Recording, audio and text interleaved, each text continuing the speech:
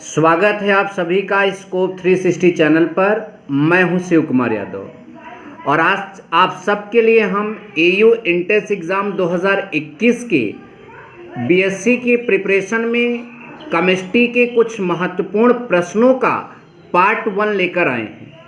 तो आज के इस वीडियो में आप अपना अमूल्य समय देकर हमारे क्वालिटी कंटेंट को देखिए।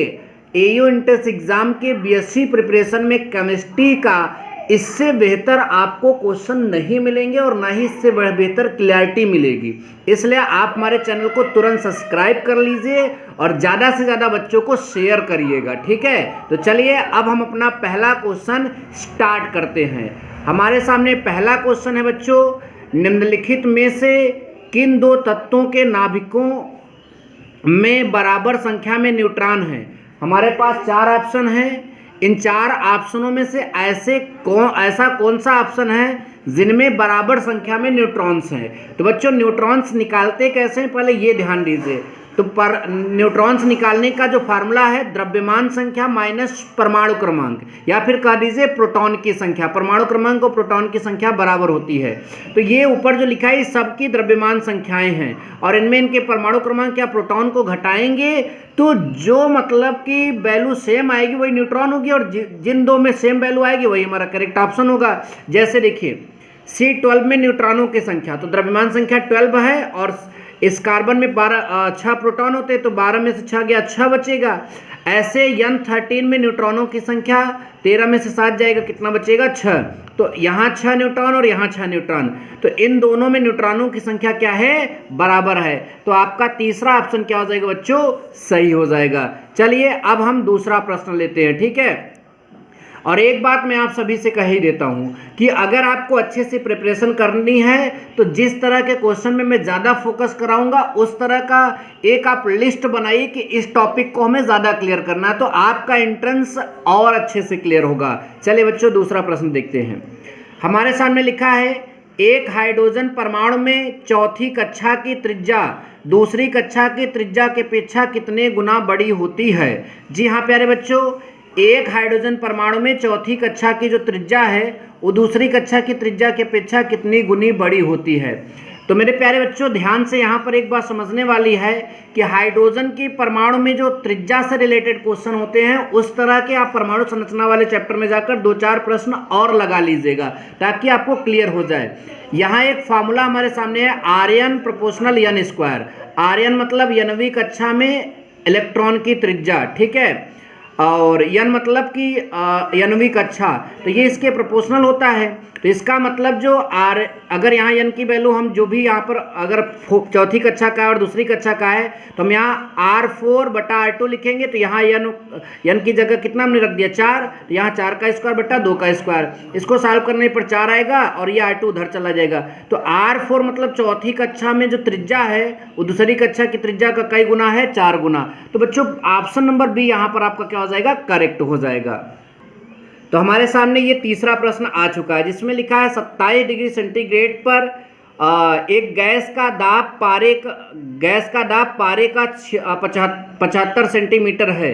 जिस ताप पर दाब दुगुना होगा और आयतन स्थिर रखा जाए वह है, मतलब जिस ताप पर दाब दुगुना हो जाएगा, जितना है उसका 2 गुना हो जाएगा और आयतन स्थिर रखा जाएगा वह है। तो इन 4 ऑप्शनों में से कौन सा ऑप्शन है यहाँ हमें अभी समझना है। तो प्यारे बच्चों एक बार मैं फिर से बोल रहा हूँ, गैसियस जो लॉ का चैप्टर है उसमें बायल नियम, चार्ल्स नियम और गैलुसैक नियम क्लियर कर लीजिए। इसमें से 1-2 क्वेश्चन कंपटीशन में बनते ही बनते हैं। तो देखिए बायल नियम में आपका जो होता है स्थिर ताप पर बोला जाता है, चार्ल्स नियम में जो है आपका स्थिर दाब पर बोला जाता है और गैलुसैक नियम में जो है स्थिर आयतन पर बोला जाता है। तो यहाँ आयतन स्थिर रखा गया तो गैलुसैक नियम लगेगा। गैलुसैक नियम अगर आपने पढ़ा होगा तो इसमें आपको देखने को मिला होगा एक सूत्र P1/P2 बराबर T1/T2। अब आगे देखते हैं। आगे देखो प्यारे बच्चों यहाँ पर क्या लिखा है, 75 सेंटीमीटर दाब, मतलब पहला दाब 75 है तो P1 की जगह 75 लिख दिया। और फिर आगे लिखा है कि जिस ताप पर दाब दुगुना होगा, मतलब दूसरा दाब जो है 75 का 2 गुना हो जाएगा, तो यहाँ मैंने ये लिख दिया, बराबर की जगह बराबर। T1 जो है आपका देखिए 27 डिग्री सेंटीग्रेड दिया गया है, लेकिन ये फार्मूला जब यूज होता है तो ताप को केल्विन में कन्वर्ट करते हैं, तो 27 डिग्री सेंटीग्रेड को केल्विन में कन्वर्ट करने के लिए 273 जोड़ना पड़ेगा, और जिस ताप पर बोला है तो मतलब T2 हमको ज्ञात करना है। अब 75 से 75 कैंसिल हो जाएगा और ये 300 हो जाएगा, तो 2 का इसमें गुणा करेंगे तो 2 गुणते 300 और ये T2 इधर आ जाएगा, तो T2 बराबर 2 गुणते 300, तो T2 बराबर 600 केल्विन। लेकिन हमारे पास ऑप्शन में केल्विन है ही नहीं, इसलिए हम इसको डिग्री सेंटीग्रेड में कन्वर्ट करेंगे। तो T2 इज इक्वल टू 600 में से अगर हम 273 डिग्री सेंटीग्रेड घटा देंगे, सॉरी 273 घटा देंगे तो ये डिग्री सेंटीग्रेड में आ जाएगा। तो आपका कितना यहाँ पर इस प्रश्न का उत्तर आया बच्चों? इस प्रश्न का उत्तर आया है 327 डिग्री सेंटीग्रेड, मतलब ऑप्शन नंबर डी आपका यहां पर सही हो जाएगा। चलिए अब प्रश्न नंबर 4 देखते हैं। स्थिर ताप पर गैस का आयतन 20% कम करने पर उसका दाब बढ़ाना होगा।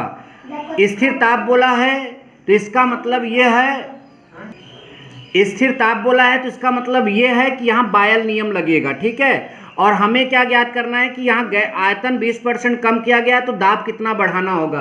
तो देखिए दाब हो या फिर कोई और चीज़ हो, किसी भी चीज़ की वृद्धि निकालना हो, वृद्धि प्रतिशत, तो सबसे पहले उसकी वृद्धि और उसका प्रारंभिक मान गुणते 100 यही लिखना है। तो हमें सबसे पहले ये देखना है कि दाब में कितना वृद्धि होता है। तो चलिए बच्चों जैसा प्रश्न कहेगा वैसा ही चलेंगे, और यहाँ चूंकि बायल नियम लगेगा तो बायल नियम P1 B1 is equal to P2 B2 होता है, आप सभी ने पढ़ा भी होगा। देखिए बहुत अच्छे समझ में आएगा ये प्रश्न।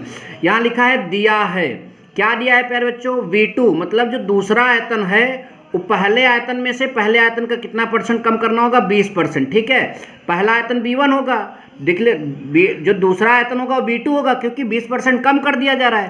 पहला B1 था, 20% कम करोगे तो B2 होगा, तो B2 जो है B1 में से 20% कम, सॉल्व करने पर 4B1/5 आएगा। तो अब बायल के नियम में हम P1 B1 बराबर जो P2 V2 था वहां पर हमने V2 की वैल्यू यहाँ पर लिख दिया 4B1/5। अब प्यारे बच्चों B1 से B1 आपका कैंसिल हो जाएगा, ठीक है, और P2 बराबर 5 उधर चला जाएगा और 4 नीचे, तो P2 बराबर हमारे पास आएगा 5/4 P1। दाब वृद्धि क्या होगा? P2 माइनस P1 होगा, ठीक है। तो P2 की वैल्यू कितना है? 5/4 P1 और माइनस P1 अपनी जगह पर है। इसको सॉल्व करने पर हमारा आएगा P1/4, ठीक है।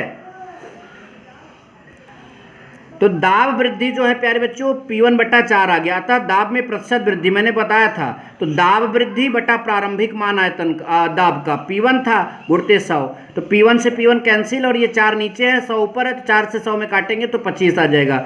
मतलब दाब में कितनी वृद्धि करनी होगी? 25% की। अगर आप आयतन जो है 20% कम कर रहे हैं तो दाब को आपको 25% बढ़ाना होगा। अगर आप ऐसा कर देते हैं तो ये आपका मतलब कि ऑप्शन नंबर सी है उसमें ये करेक्ट हो जाएगा। चलिए अब हम नेक्स्ट प्रश्न लेते हैं। अब हमारे सामने 5वां प्रश्न है। तो बच्चों 5वां प्रश्न आप यहाँ पर सॉल्यूशन मैंने किया है, लेकिन हमको थोड़ा सा डाउट है इसलिए मैं इसको सॉल्व करके नहीं समझाऊंगा, आपके सामने सॉल्व लिखा है, आप इसका स्क्रीनशॉट लेकर इस प्रश्न को रखे रहिए। किसी और वीडियो में हम पर्टिकुलर इस प्रश्न को लाकर समझा देंगे। अभी हमको थोड़ा सा डाउट है इसलिए इस प्रश्न को नहीं समझाएंगे। ये आपका प्रश्न है, ये 4 ऑप्शन है और ये इसका सल्यूशन है। इस तरह से इसका ये उत्तर आया है जो कि ऑप्शन नंबर सी सही है। चलिए अब हम चलते हैं 6वें प्रश्न पर। 92 यूरेनियम 235 से प्रति नाभिक विखंडन ऊर्जा उत्पन्न होती 10 MeV मतलब mega electron volt, 100 MeV, 200 MeV, 300 MeV। तो ये इस चैप्टर का एक स्टार क्वेश्चन है जो आपका है, ठीक है, विखंडन वाले चैप्टर का। तो यहाँ पर आंसर होगा 200 MeV से रट लेना बच्चों। एक तत्व का परमाणु क्रमांक 19 है, उसका इलेक्ट्रॉनिक विन्यास है, तो जाहिर सी बात है बच्चा ये पोटेशियम का परमाणु क्रमांक है और उसका इलेक्ट्रॉनिक विन्यास 2,8,8,1, ठीक है। तो इतना सरल चीज़ तो आपको वैसे भी याद रहना चाहिए। इलेक्ट्रॉनिक विन्यास से भी 1-2 क्वेश्चन लेता है, और इलेक्ट्रॉनिक विन्यास में आपको अपवाद का इलेक्ट्रॉनिक विन्यास क्लियर करके जाना है, जैसे क्रोमियम हो गया, कापर हो गया, गोल्ड हो गया, सिल्वर हो गया, पैलेडियम हो गया, इन सब का इलेक्ट्रॉनिक विन्यास आपको क्लियर करना ही करना है।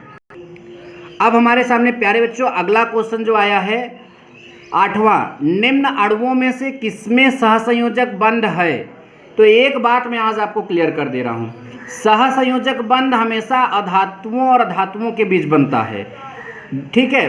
तो यहाँ मैग्नीशियम धातु है तो इसमें सहसंयोजक बंध नहीं बनेगा, सोडियम इसमें धातु है तो इसमें भी नहीं बनेगा, कैल्शियम इसमें धातु है तो इसमें भी नहीं बनेगा। यहाँ कार्बन और हाइड्रोजन दोनों अधातु है इसलिए इसमें सहसंयोजक बंध बन जाएगा। नेक्स्ट नंबर प्यारे बच्चों, एक गैस का वाष्प घनत्व 8 है, NTP पर इस गैस के 8 ग्राम का आयतन होगा। तो इसका सॉल्व देखिए, इस 9वें और 10वें प्रश्न का हमने 7वें साल किया, लेकिन पहले मैं 9वें प्रश्न का सॉल्व आपको दिखा रहा हूँ। देखिए, गैस का अगर वाष्प घनत्व दिया जाए तो अणुभार निकालने का सूत्र होता है 2 गुणित वाष्प घनत्व। तो 2 गुणित 8, क्योंकि वाष्प घनत्व 8 था, तो 8 दूना कितना हो जाएगा बच्चों? 16 हो जाएगा। तो अब देखिए यहाँ पर 16 आपको दे दिया गया, तो 16 ग्राम गैस का एनटीपी पर आयतन कितना होगा? देखिए, किसी भी गैस के अणुभार के बराबर मात्रा में जो उसका आयतन होगा वो 22.4 लीटर होगा। ये आपने मोल में पढ़ा भी होगा। इसलिए चूंकि 16 ग्राम गैस का एनटीपी पर आयतन बराबर 22.4 लीटर, लेकिन हमको 16 ग्राम में तो निकालना नहीं, हमको 8 ग्राम में निकालना है। इसलिए 8 ग्राम गैस का एनटीपी पर आयतन इसका आधा हो जाएगा, कितना? 11.2 लीटर। तो हमारा ये जो ऑप्शन है ये करेक्ट हो जाएगा। Now 10 number question. 0.1 मोल इलेक्ट्रॉन पर विद्युत आवेश होता है 960 कूलाम, 4825 कूलाम, 8240 कूलाम या 9650 कूलाम। वैसे तो इस प्रश्न को एक लाइन में हल कर लीजिए। 1 मोल में देखिए जो आवेश होता है इलेक्ट्रॉन पर वो 96,500 होता है, तो 0.1 किया गया है। इसका मतलब 10 की घाते -1 यहाँ पर गुणा कर दिया जाएगा, या फिर इससे हम यहाँ पर भाग देंगे तो यही उत्तर आएगा। लेकिन उत्तर तो ये हो गया। साल भी इसका ज़रा देखिए, 1 मोल इलेक्ट्रॉन बराबर इतना इलेक्ट्रॉन होता है। 0.1 मोल इलेक्ट्रॉन बराबर मतलब कि 0.1 का मतलब 10 की घाते -1, तो यहाँ 10 की घाते 22 इलेक्ट्रॉन बचेगा। ठीक है, ये तो रहेगा ही रहेगा। 1 इलेक्ट्रॉन पर इतना आवेश होता है, तो इतने इलेक्ट्रॉन पर जो है हमने -22 किया है, केवल यहाँ 22 होगा। इतने इलेक्ट्रॉन पर आवेश ज्ञात करना, तो 1 इलेक्ट्रॉन का इतने इलेक्ट्रॉनों की संख्या से गुणा कर दीजिए, तो हमारे पास ये उत्तर आएगा। ठीक है, और इस उत्तर को जब हम कैलकुलेट करेंगे तो 9650, जो कि मैंने पहले से करेक्ट किया था। अगर वीडियो अच्छा लगा हो तो वीडियो को दिल से ज़रूर लाइक करना, बड़ी मेहनत लगती है वीडियो को बनाने में। Thank you so much. जय हिंद, वंदे मातरम।